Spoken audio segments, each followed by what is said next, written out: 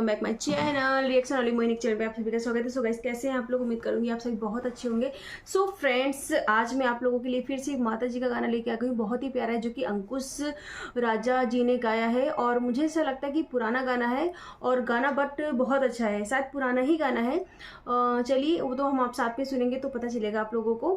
बट हाँ, अंकुश राजा जी मतलब होता है ना, जो म्यूज़िक के साथ में जो उनका जो भी वॉइस आता है ना, बहुत ही ज़्यादा अच्छा लगता है। तो फिलहाल चलिए स्टार्ट करते हैं आज का ये प्यारा सा रिएक्शन और इन्जॉय करिए ये प्यारा सा गाना।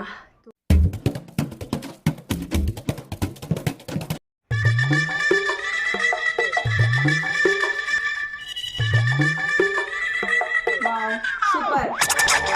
या देवी सर्वभूतेषु शक्तिरूपेण संस्थिता नमस्तस्यै नमस्तस्यै नमस्तस्यै नमो नमः।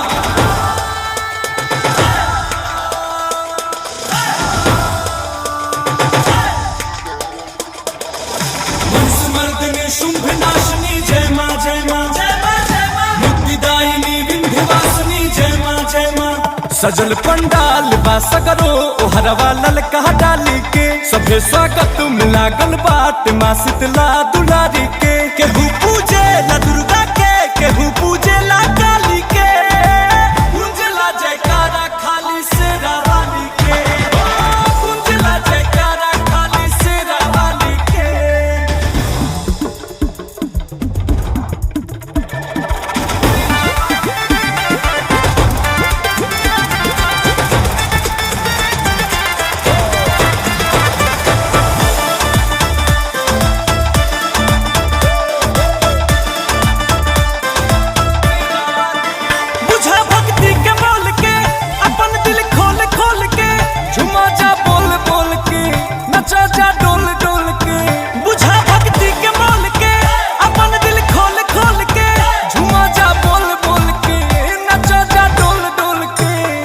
वखिया दिनों रतिया निरेखे मैया प्यारी के, लगल बाटे अजब मेला जगत में जगमगारी के। केहू पूजे ला दुर्गा के केहू पूजे ला काली के, कुंजला जयकारा सगरो शेरा वाली के, कुंजला जयकारा सगरो शेरा वाली के।